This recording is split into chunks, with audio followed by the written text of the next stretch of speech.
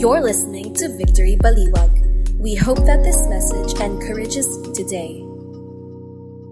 First of all, si God yun, ano? We don't have to manipulate people to giving or mag-guilt trip. Hindi natin kailangan yun. We wanna know if God is first and the rest will follow. Meron ba kayong mga pinagpipray about finances? Taas ang kamay. Healing. Yan, di ba? Ang dami nating pinagpipray kung ano-ano yan. But what is the key, no? This is the, first of all, kind of like the pick-up sticks, di ba? Pag ginanon mo siya, tas isa-isa mo siyang tatanggalin, ang kailangan mo doon, alam mo kung ano uunahin. Kasi kapag hindi mo nauna yung tama, ay hindi mawawala yung buhol and everything will not come into play. And we are here at Victory and we are here to honor God and make disciples. So we say that weekly and so we do it weekly. No? So dun sa mga wala pang Victory groups, no? Ako, I do at least thrice. Actually, I do more. No? Kasi meron din ako sa medical group, sa engineers. Ano yung ginagawa natin? Business group, meron din sa media. But ito yung usual no, na weekly na ginagawa ko. Meron ako Friday, 7 p.m., Saturday, 6 p.m., tsaka Sunday, 2 p.m. Lagi yan couples. Pero may breakout, kaya everybody's welcome. Okay, sabi mo sa katabi mo, welcome ka kung wala kang VG. Okay, so yan ang ginagawa. Also, yung family getaway, everybody is also invited. Ang naisip ko talaga yan, lagi na lang may nagre-reklamo. Pag may nag-me and my dad, wala pag me and my mom, pastor. Naloko na. So, pag couples, paano yung mga single? Ganon yung, paano yung mga senior? Sabi ko, sumama na kayong lahat. Okay, this is really an invitation for everybody. And I know na kaya rin natin siya ginagawa sa hotel kasi pag hindi kasi tayo nag-hotel, wala tayong waiter. At pag wala tayong waiter, magulo ang lahat. At hindi tayo mamiministeran. Kailangan po kasi relax lang. And we've also invited the ministers from Victory BGC, Fort Bonifacio, and Victory Alabang. So it's gonna be worth your while. No? So sayang talaga kung di tayo makakapunta. And I'll tell you why you can go there in a bit. No? Because minsan, yung mundo talaga ang nagsasabi kung ano ang needs and wants. Ako nang nagsasabi sa inyo, need ito. Need. Hindi ito sa wants list, especially for most of us. So, generosity and worship. Okay? So, pagka kayo ba'y nagbibigay sa tithes and offering, kayo ba'y napapa-worship? Okay? O sakto lang, no? Parang routine lang. And I want you to understand the one word about risk. Okay? Sabi niyo po, risk. Hindi ko maintindihan bakit ang hilig-hilig magtakutan. Sino sa inyo, wag na kayo magtaas ng kamay. Nagtatakutan na naman kayo kahapon, di ba? Manunood ng kung ano-ano. Tapos, takot magpatay ng ilaw. Iniisip ko, bakit kaya ganon? Because we have a God-sized vacuum in our heart. That's last week, no? But I also want to say there's a God-sized purpose in our heart. There is a God-sized, which means kung bakit gusto natin ng thrill at ng risk, gusto mo, nakakatakot, minsan nanonood ka pa ng ano ba yung mga bagong, dati Fear Factor, hindi ko na maalala. Basta yung mga ganon, yung nakakatakot, exciting. Pinapanood ko si Manny Pacquiao, no? Physical Asia. Pinapanood ko, no? Parang wow, parang grabe. They're risking everything. Why is there such a need for us to risk? Because there is a God-sized purpose in our heart. At pag hindi mo na-realize itong purpose na to, you will have to settle for fake experiences. Yung gusto mo, tinatakot mo na lang yung sarili mo. Sabi mo sa katabi mo, huwag kang magagalit. Sabi mo, huwag kang magagalit. Alam mo ba't mo tinatakot yung sarili mo? Kasi boring yung buhay mo. Boring. I mean, why Why find fake experiences when you can have a real, risk-taking, God-sized purpose experiences? Yun na nga ang problem. Tapos alam nyo, huwag nyo po masyadong isipin yung mga bayarin. Diba? Tingnan nyo, pag iniisip ko yung Uganda, sabi ko, gaganda rin siguro ang Pilipinas, Uganda. Okay? Na-excite ako eh. Parang wow. This year, we like had 4 mission trips. Sobrang excited ako nun. Yun, ngayon, tapos na. Kaya pala ni Lord yun. Na-excite ako. 8 na next year. 8 na. Excite na. Alam mo yung parang, hindi ako pwedeng mamatay. Kailangan ko mag-exercise. Bawasan ng, alam mo yun. Sino sa inyo, pag iniisip nyo yung Meralco, na-excite kayo? Di ba? Parang, may babayaran na naman tayo. Kailangan manood muna ng Netflix, mag-relax. Alam mo yun, yung dahil ang excitement natin, may babayaran lang tayo. We don't have a Meralco-size purpose in our heart. God created us with a God-sized purpose at kaya malaking problema po yung boring Christianity. Hindi po pwede yung lagi na lang tayong ganito kasi ang nangyayari po, you will result to sin, which is boring. Hindi pa nagsasawa? At hindi rin ba kayo nagsasawa na puro na lang pangangailangan? Alam naman na ni Lord. Di ba sabi ni God? Before you even ask, I already know. So why ask boring prayers? At ito talaga yung totoo. Sabi mo sa katabi, huwag kang magagalit ha. Sabi mo, huwag kang magagalit. Wag. At least may nagsasabi sa iyo, di ba? So, we have redefined Christianity no longer that we serve God, but that God serves us. Ano ibig sabihin nun? Ba't tayo nagsisimba? Pero wala namang risk-taking pagkatapos. Magre-risk po ba kayo para sa faith nyo bukas? O kaya tayo nagsisimba para ma-bless tayo, para mas maging komportable tayo. So that means we're not really serving God, we're letting God serve us. And that is boring. That does not lead to a satisfied life. In contrast, yung Philippian church po, exemplified through spiritual risk-taking. Bakit? It was kind of you to share my trouble. Bakit? Ano bang ginagawa ni Paul? Nagpa-plant ng church sa Philippians. And you, Philippians yourselves, know that in the beginning of the gospel, when I left Macedonia, hindi yung, tapos na yung family getaway. Tapos na. Alam mo, wala po tayong ina-announce dito na hindi kailangan. Kasi pag hindi kailangan, wag na. Masyado tayong busy. Kaya lang, at totoo, may mga feeling tayong needs na hindi talaga needs. Tinuturuan nga natin tayo na mas dito yan. Bakit?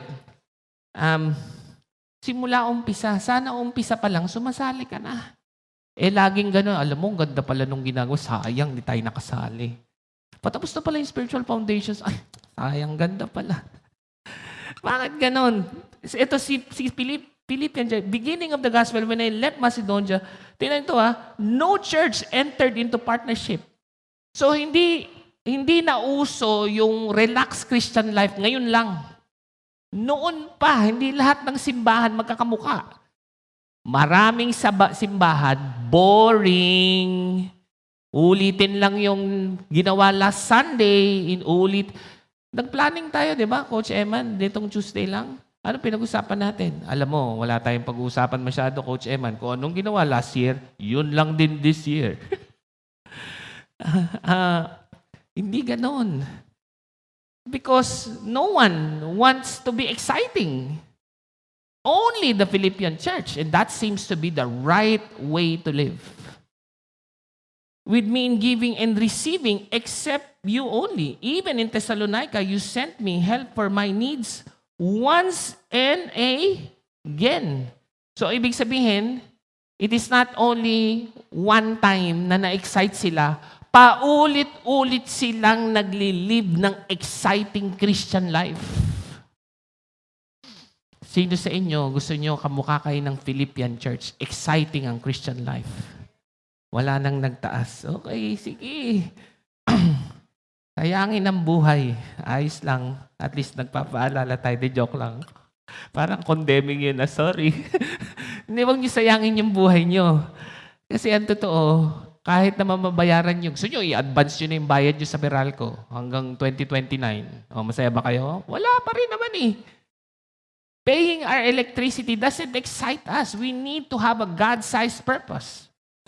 And so, they were boldly taking risks again and again. They were acting in courage, not in self-preservation. So, ang tanong natin ngayong umaga is, are we living for comfort or calling? Have we exchanged the adventure of obedience to safety of religiosity? At alam nyo, ay hindi po yan dahil mayaman sila. Alam naman natin yung verse. Ano daw nangyari? You know, brothers and sisters, if we want you to know about the grace that God has given you, Macedonian churches, kasama dyan yung Philippi, in the midst of a very severe trial, their overflowing joy and their extreme poverty welled up in rich generosity. Ano ibig sabihin? Hindi naman po sila mayaman eh. Kaya siguro sila sugarol kasi mayaman sila. Hindi rin. At alam natin yung dahilan because first of all, kaya nga itong series na to, pag hindi ka exciting ang Christian life, mapaisip ka, first kaya si God. Mapaisip ka lang. Hindi naman para makondem ka, pero parang, tanungin mo yung sarili mo, bakit nga ba hindi exciting? Bakit nga ba hindi komportable? At ang sabi, kahit poverty, ano ibig sabihin ng poverty? Hindi lang binabawasan yung wants. Binabawasan din yung needs. Isipin niyo yun. Hindi na lang binawasan yung wants, binawasan din yung needs. Tanong niyo ako bakit? Hindi lahat ng needs na alam ninyo ay totoong needs. Yung iba dyan, dulot lang ng marketing. Marketing lang yun. Na ang nagsabi na need mo yan, tao, pero hindi si God. So ngayon, susunod tayo sa tao. Bibigyan ka tayo example, milk tea. Milk tea. Needs ba yun o wants? Pero tingnan mo yung budget mo. Ako na lang. Parang hindi naman ako nag-milk tea. Hindi ko alam. Parang hindi eh. Kape na lang, kape. Parang nagtuturo kasi ikaw, Pastor, kasali ka dito. Oo nga, kasali nga ako eh. Ang totoo, kada kape, kung magtitimpla ka lang sa bahay, libre. Pag lumabili ka sa labas, 200 isa. 200. Alam nyo ba?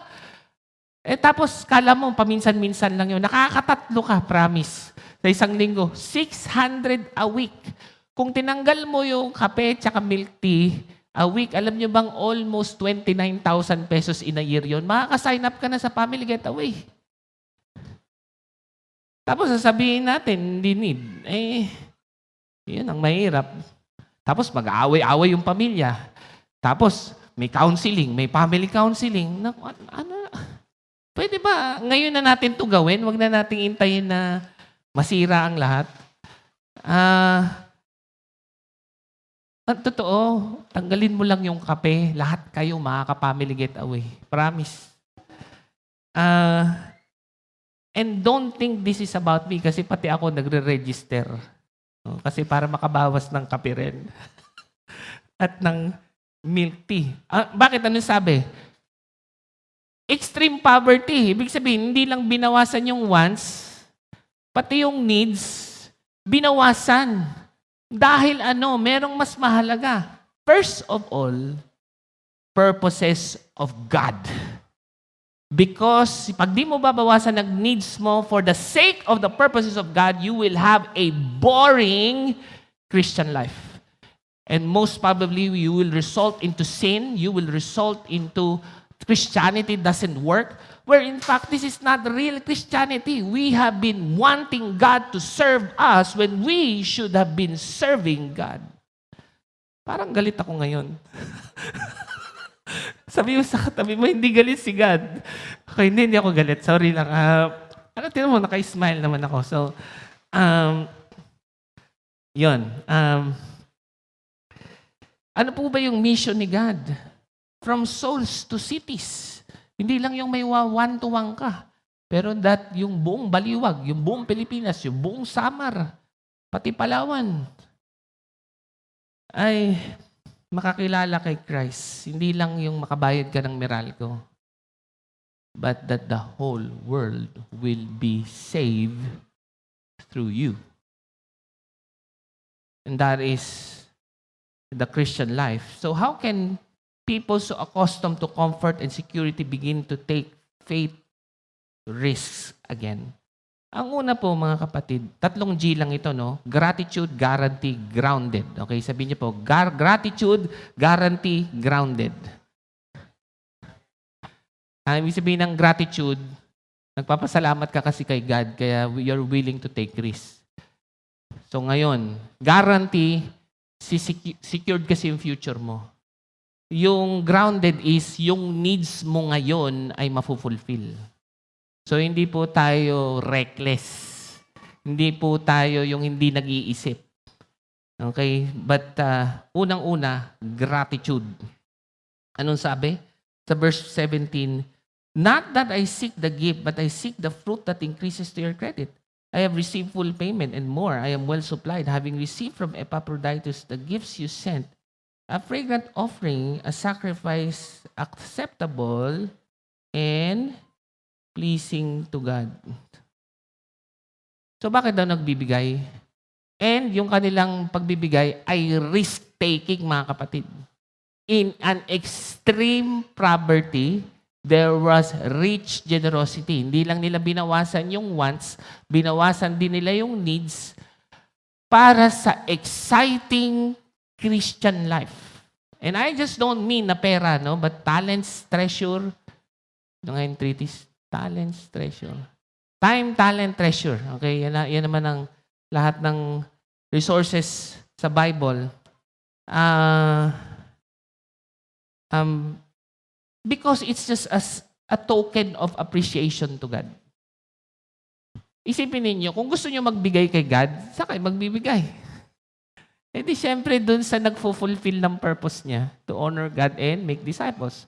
In which case, sa simbahan na tinatayo ni Paul. Hindi naman yan talaga kay Paul pero para yan sa tinatayo nila, Philippian Church. Alam niyo ba kung nasan si Paul ngayon? Nakakulong sa Rome, dito sa verse na to. Kaya ang nakalagay doon, buong Praetorian Guards ay naborn again na raw. Basahin nyo yung last verses ng Philippians 4. Nagre-report siya na yung binibigay ng Philippians ay ginagawa niya para makapag-plant din ng church sa Rome. Ganun po yung context niyan. At alam ni Paul na kaya kayo nagbibigay kahit wala nang sino pa ang nagbibigay. At mind you, mas mayaman sa Philippian church, the Corinthian church, the Ephesian church. But no one, sabi ni Paul. Sila lang daw yung gusto ng exciting life. And it was actually just a gratitude towards God. Nagpapasalamat sila kay God. Ngayon, yung pong kanilang pagbabigay is more of a small token. Naisip niyo po yun? Na kapag ang isang tao may na-appreciate kang ginawa para sa'yo, let's say, binayaran yung buong hospital bill mo. Siyempre, hindi mo nga kaya yun, kaya nga binayaran para sa'yo So, wala kang magawa kung hindi, baka mapadaan ka sa office warehouse, sa Mr. DIY, o dun sa Japan Home, or sa Watson. Tapos parang gusto mo lang bumili ng a small token. Just to be able to say, God, hindi kita mababayaran. But let this exciting life of mine be a thank you to you. Small token lang yun. If a person does not feel compelled by gratitude to live boldly for God, it raises serious doubts about the authenticity of their faith. Ang tanong ko nga sa'yo, grateful ka ba kay God? Kasi pag hindi, dapat mag-isip tayo, di ba? hindi mo siguro alam kung ano ang ginawa ni God para sa iyo. At kahit alam mo, hindi mo nakita yung value nun. Kaya nga importante yung discipleship. Kasi hindi porke alam mo, hindi talaga alam mo. Nakuha niyo? Kasi if we're not living exciting Christian lives, then we need to check if we really understood, did we understand the gravity of what Jesus has done for us.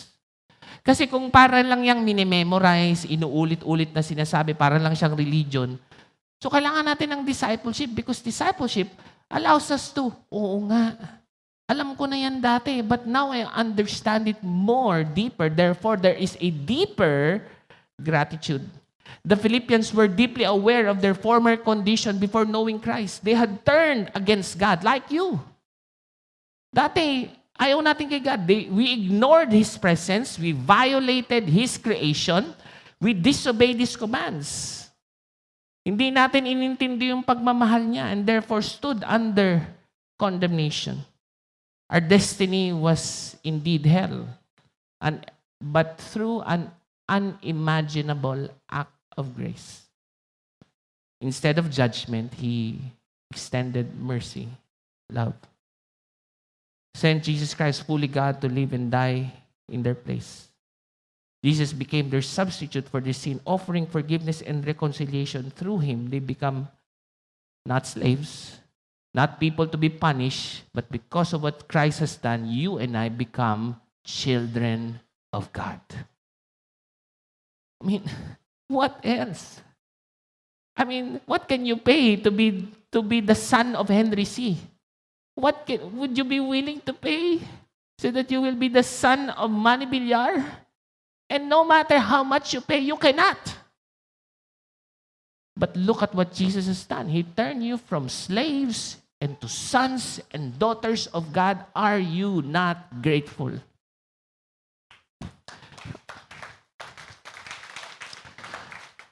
At kung ikaw ay anak, hindi ka ba sasali sa family business? Isipin mo, lahat ng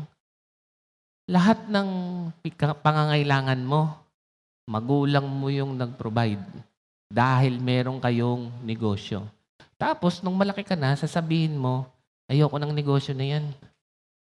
Nahihibang ka. Hindi mo naintindihan. Ang totoo, kung grateful ka, you would be willing. Now, you're no longer a recipient of the family business, but you're gonna invest in that family business, not just as an investor, because you are grateful that you're not a slave, but you are a son and a daughter. So, hindi po yan reckless behavior. Kung bakit ganyan yung Philippian church, may naiintindihan sila kung bakit sila sobrang grateful. And it leads them to an exciting Christian life. Not a reckless behavior. Hindi po yung tuwing pag nasa Sunday tayo, lagi na lang tayo nakikipag-negotiate ng comfort. Alam mo yun? Lord, nagsimba naman ako ngayon. Pwede bang alisin mo na to? Tapos ito, dagdag mo naman to. It's always a negotiation of comfort rather than a sacrifice of praise. You know, si Charles Thomas Studd, siya po ay mayamang Cambridge scholar. Isipin nyo sa England to nag-aaral noong 1860 to 1931. Nung siya po ay makagraduate, iniwan ng England. Nagplant ng church sa Africa, sa India. Ngayon, masaya na yung Africa at India, pero hindi pa rin masyado. Pambihira yung Africa, hindi masyadong masaya. Parang hindi na kayo pupunta doon, ano? Third world country yon. Mas third world country sa atin yon. Magaganda lang yung pangalan. Johannesburg. Wow, ganda. Pumunta ka, tignan mo. Sabi ko, fourth world country to. Ngayon na yon. Isipin mo yung ito, taga-Cambridge, namuhay. Iniwan ng lahat. Namuhay para mag-plant ng church sa Africa, sa India. Sa China, he even founded the World Evangelical Crusade, which might even be the Campus Crusade for Christ today.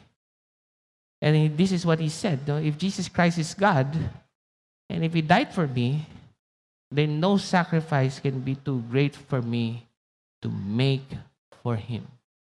Do you share that statement? Kasi kung hindi, wala namang problema, kailangan mo lang mag-victory group. Yun. Kasi you should ask yourselves questions. Why are we not that grateful to God? Why are we, and by the way, yung Philippian, in their extreme poverty, rich generosity, which means they did not give to God leftovers. Nakuha niyo po yun, yung parang, magpapagal ako, tapos pag may tira, bibigay ko kay God. Hindi. Pagka ganun ang mindset natin, you need to ask yourself, why are you not that grateful to God? At ang sikreto lang po ay discipleship. Kasi sa discipleship, iron sharpens iron, di ba? So everybody invited there, no? So no need to manipulate, but through victory groups, we can help each other make God first of all. Hindi po yan kaya ng service. Kasi dito sa service, meron dito, ginagamit lang natin si God. Magsisimba tayo para si God, sagutin ka. So, you're wanting God to serve you. Discipleship will make you realize you're here to serve God. And God serving you does not make life satisfactory. We're not meant to be served by God. We were created to serve God, not God to serve us. Ang tanong, ano ba yung purpose ni God? Simple lang naman, to bring the gospel to all the nations. Hindi lang po yan, Baliwag, Bustos, Plaridel, Sama, lahat. And that is not a small purpose. And so, we don't need to manipulate, we just have to disciple people. Okay, so number 2 is guarantee of future reward for present sacrifice. Ano po ba nakalagay? Not that I seek the gift, but I seek the fruit that increases to your credit. So una, gratitude. Pag grateful ka, you will live a risk-taking life. So you will invest more time, talent, and treasure to God's purposes. Ang maganda nito, meron naman pong guarantee of future reward. Meron daw ledger sa langit. Narinig nyo na ba yung statement? Tama-tama ito mga kapatid ha. Kahapon, nung nagpunta tayong lahat sa mga punto, hindi ko alam kung nagpunta kayo. Kami nagpunta eh. Hindi naman dahil naniniwala kami sa ganun, pero wala akong magawa. Nandun mga kamag-anak eh. So, might as well engage. So, pag tinitingnan niyo yung punto doon, naisip niyo. Ang simpleng naisip niyo, hindi mo talaga madadala lahat. May iwan lahat. May iwan. Kahit yung kabaong mo, may iwan eh. Pero totoo ba yun? Hindi. Sabi ni Paul, merong kang madadala. And that is the things that you give for kingdom's purposes. Dahil tuwing nagbibigay ka sa kingdom's purposes, siyempre, ang unang napupunta sa langit, di yung taong maliligtas. Yung tao sa Uganda na maliligtas. So let's say, ikaw, nagbigay ka. Hindi ko sinasabi magbigay ka. Imaginein mo sino ba naman tayo? Hindi tayo masyadong maganda. Pero may maliligtas na taga Uganda. Okay? Kaya, me, Pogi, Uganda. Okay, so, so hindi nyo na nasusundan. Imagine niyo, so kung pasikreto mong nilagay, 100 pesos. Alam mo ba, kahit walang nakakaalam niyan, si God alam. May ledger sa langit. Tapos sabi niya, halika dito, Uganda, ikaw hindi masyado maganda, joke lang. Tapos sabi niya, mag-meet kayo. Alam mo ba, nagbigay yan ng 100. Kala niya, nawala na lahat sa kanya. Hindi. Dahil doon sa 100, nandito ka ngayon. That is a fruit to your Credit. Ano pong sabi ng Matthew 16:19 to 20? Do not store up for treasures on earth, but store up treasures in heaven. Earthly treasures decay, but heavenly one endures eternally. 1 Timothy 6:18 to 19, but rich in good deeds, generous and willing to share in this way, you will lay up treasure for the coming age, so that you may take hold of life that is truly life. Ang totoo, whenever you give for the purpose of the Great Commission, it is not giving, it is actually investing. Kasi hindi siya nawawala, tumutubo pa. Magsabi kayo sa akin ng negosyong hindi nalulugi. Wala. Meron actually. Langit. Langit. Ito po yung negosyong hindi po negosyo, no? Ano bang tawag doon? Basta, investment kasi. So, diba, nilagay mo, tas tumutubo pa. Hindi nawawala. Pag ikaw nakakuha ka ng lump sum, sa ano nga yung sa mga retirement? SSS, mga, anong usually maganda? Sana kunin mo, lang, monthly. Yung iba, may sasabihin sana kung wag na. Yung iba, gusto kunin lahat. Lump sum. Anong maririnig mo? Nasasabihin ng mga financial advisor, wag. Ubus yan. Ubus yan, maniwala ka. Bakit? Hindi tayo marunong mahawak ng pera. Mahirunong tayo gumastos. Pero hindi tayo marunong mag-invest.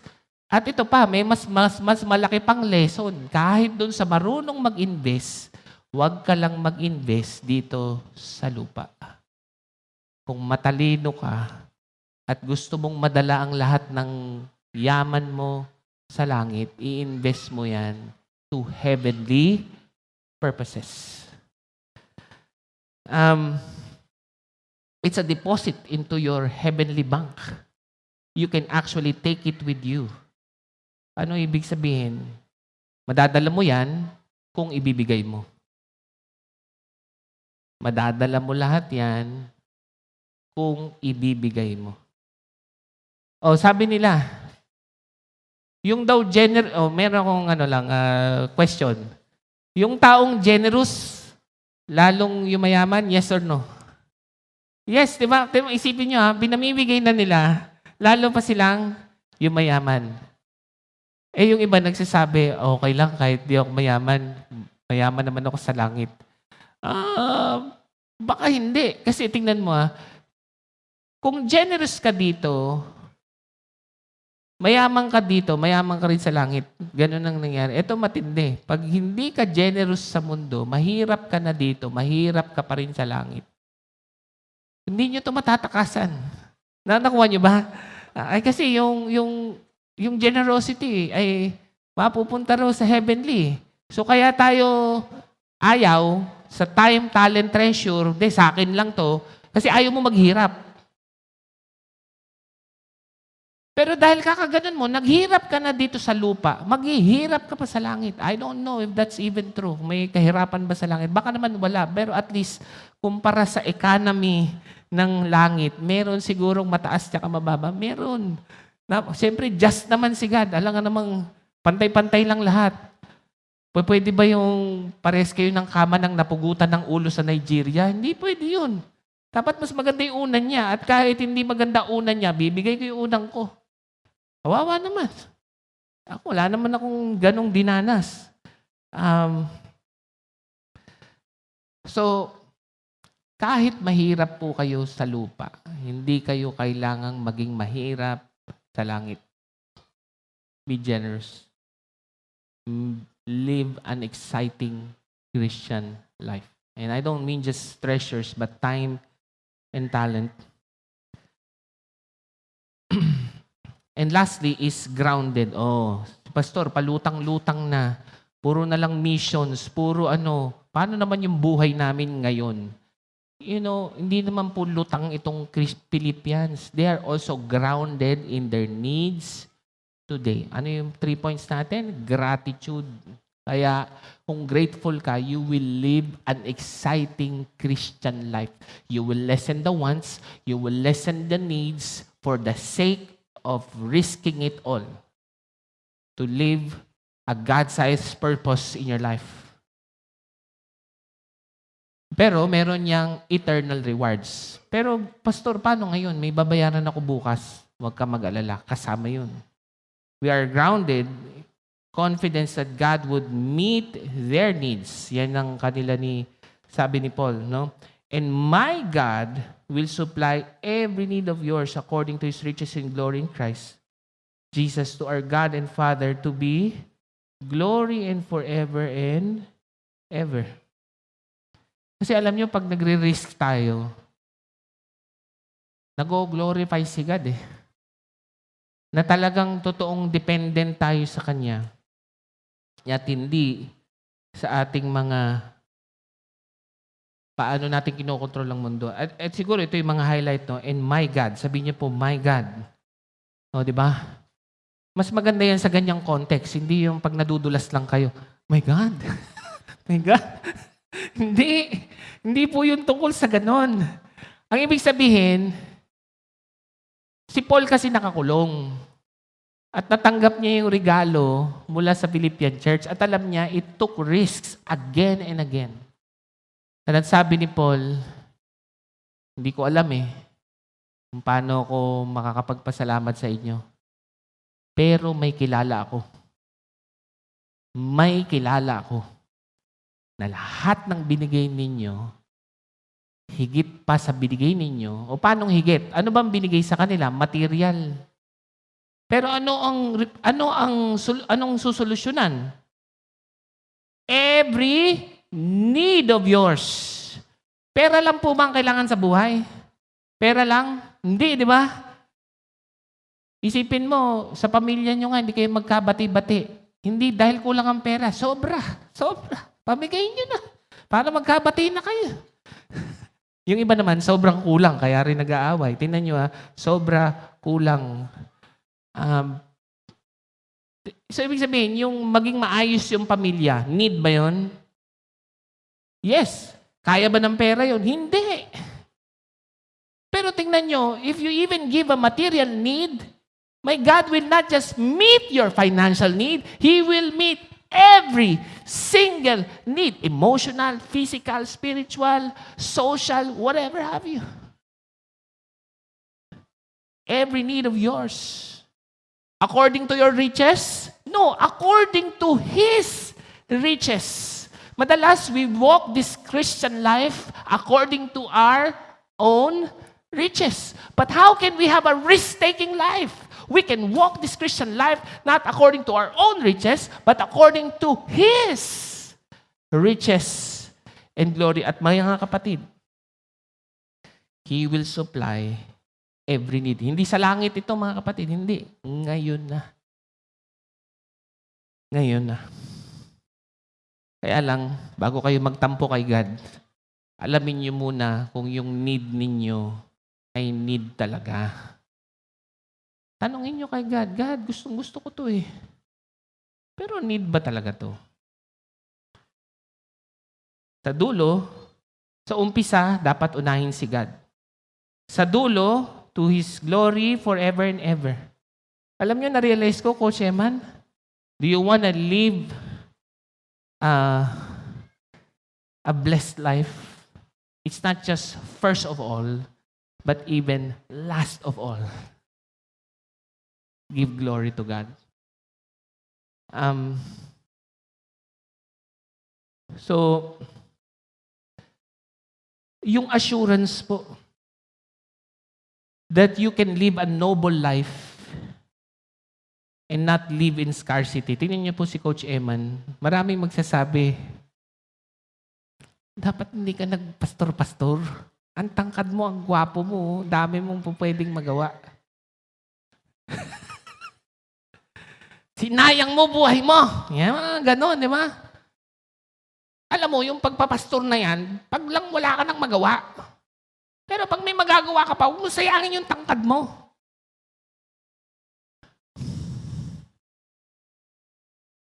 Sinayang ba natin yung buhay natin, love? Did we do noble purposes and left ourselves wanting? Did God not supply our needs? Not according to my riches. But alam nyo ba? Again, hindi po, okay na lang to. Wag na kayong Nung ako po'y na-hire ng Victory, ng 2011 or 12. Hinire ako. Pero 2010 pa lang, staff na ako eh. 0 salary. 0. Yung mga 11, na-hire na ako kahit walang salary. Sabi ko, i-hire niyo ako kahit walang bayad. Tapos iniisip ko, kahit ang nanay ko nag-iisip, anak, baka pwedeng wag yan. Nanay ko na to Pati ito. Lalo na yan, alam niya. Kasi, dati, lagi kaming fan ng piso pair. Kasi may pambili kami ng piso pair. Nung nag-full time ako nung 2011, yung piso hinahanap ko. Matagal naman nito. Alam niyo ba, again to the glory of God. I'm just saying, para lang ma-encourage kayo. Alam ng asawa ko to. Bago ko hinar ng Victory, 6 digits na ang sweldo ko. Mayroon pang tax exemption.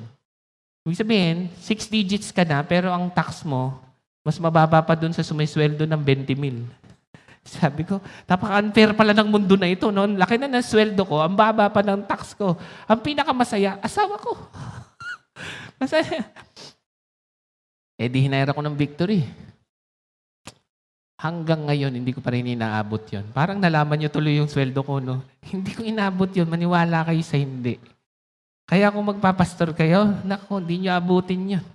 Hanggang ngayon, siguro mga 2045 pa bago ko abutin. Pero tignan ninyo. I have traveled the world more now than before. We have businesses now more than before. We have properties now more than before. We support missionaries. We plant churches. And my God will supply all my needs.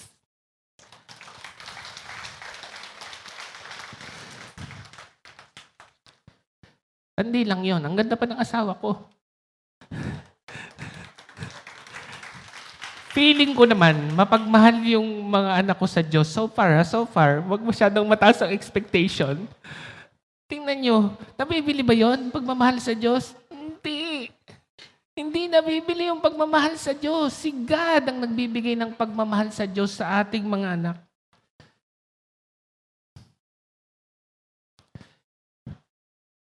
Malungkot yung asawa ko kasi hindi na ako nag-engineering, nag-IT. Pero exciting naman yung buhay natin, di ba? Exciting. Tinanong ko pa nga siya Sabi ko, naghahanap ng church planter sa Samar. Sa Samar ka ba? Alam mo ba? Siya talaga yung excuse ko. Sabi ko, pag sasabihin ko, ayaw ng asawa ko Sige. Buti na lang hindi ako pinapatulan ni Pastor Eric. Tinanong ko siya, sabi niya, sama ka ba? Oo, sama ka. Sasama ka. Ikaw, mag-no ka, mag-no. Kasi pag nag-no ka, sasabihin ko kay Pastor Eric, no siya. By the way, hindi pa naman siya final, pero nagtataka lang ako dito, hindi ka na ewan ko. You see, we are not meant to be served by God. We are meant to serve God. And then my God will supply all your needs according to His riches in Christ Jesus. Why don't we all stand and ano po ba yung mga para sa ito mga prayer ko lang. Again, kung gusto nyo, wag sa Victory Baliwag, gusto nyo sa iba, ganito. Kung di ka simple lang, di ba? Magsimula ka muna sa law, di ba? Kung di ka nagta-tithes, mag-tithes ka muna. So, kaya lang, alam niyo yung pagta-tithes, boring din yan. Boring. Wag naman yung nagsimula ka 10% hanggang mamatay ka na 10%. Ano nakakatuwa doon? You increase your giving 1% per year. O that could be in the form of MPD, World Missions. Basta, the 10% is more. Reducing not just your wants, but even your perceived needs. I say perceived because you think you need it, but you don't. And this is to fulfill a God-shaped purpose in your life. Yung hiya, tapon mo na yung hiya mo, di mo kailangan yung mag-share ka ng gospel. Expecting shame. Napahiya ka man, at least namuhay ka ng exciting na Christian life. Di mo, ayaw mo mapahiya, no? Pero ngayon, hiyang-hiya ka pa rin sa sarili mo. Hayaan mo na hiya mo. Mag-share ka ng gospel. Pag di nila tinanggap, tingnan mo, magiging masaya ka. Na ikay napahiya para sa purposes ni God. I-commit mo yung time mo kahit hindi committed yung mga tao. Discipleship. Marriage, madalas sinasabi hindi masaya. Sino bang may sabing tungkol yan sa pagiging masaya? Risk happiness for the sake of God's covenant. Parenting, risk career for the sake of raising your children. Risk money because my God will supply not just financial needs, family needs, relational needs, not according to your riches, but according to His riches. And He is not just first of all, but He is last of all. To Him be the glory forever and ever. Amen. Why don't we raise up our hands and before we respond to words? Lord, I pray, let us live a exciting Christian life. Lord, masyado naming pinangangalagaan yung hiya namin. Pero hanggang ngayon, mahiyain pa rin kami. At hiyang-hiya naman kayo. Puro kami shame sa buhay. Lord, I pray, help us risk our shame. Share the gospel. And we will experience peace, not anxiety. Lord, I pray that we will commit our time even to uncommitted people, and that is discipleship. Lord, we pray that we will risk happiness to fulfill God's covenant, and that is marriage. Lord, we will risk our career for the sake of raising godly children, and that is parenting. Lord, we will risk our finances because you will not just meet financial needs, but you will meet every single need according not to our own riches, but to your riches, and to Him, to you be glory forever and ever. In Jesus' name, amen and amen.